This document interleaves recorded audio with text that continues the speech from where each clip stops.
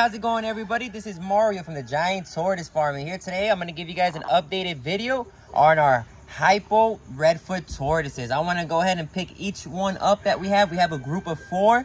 There are numbers 1 through 4, and I'm going to show you each animal, give it a spin around, and kind of introduce to you the different characteristics each hypo has, because these hypos are very neat. They come in a big diversity. So first we're going to start off with H1. H1. Also, let me go ahead and call out its size after this spin around. But each hypo that I'm going to pick up looks different. So hypos come in different hypo patterns, if that makes sense. So it's really neat. Hypo is like its own little world for redfoots. You could definitely do a lot of projects with these hypos.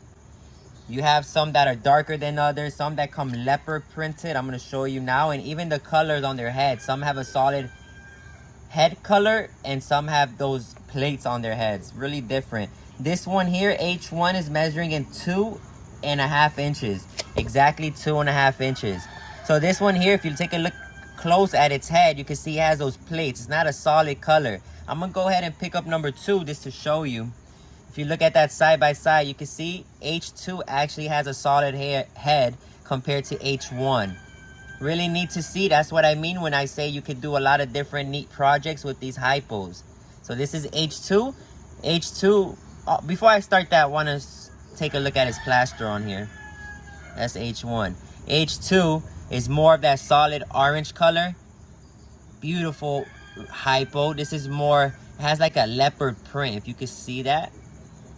Has like a leopard print pattern to it. Even if you take a look at his plaster on here, compared to H1, you can see this one has like a different plastron, completely different.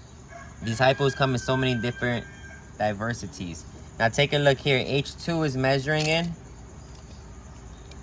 2 1/8 inch. 2 1/8 inch. So here comes H3. So you can see what I'm trying to say. So many different variations here. This one's so much more darker, H3, but it's still considered a hypo. Has a nice solid head coloration. H3. There's different phases too. Like this, look at the, for example, you can see the different color in orange there. This one here is more intense than this one. And even the top of its head, it has solid instead of having those. Here we have H4. Take a look at H4, folks.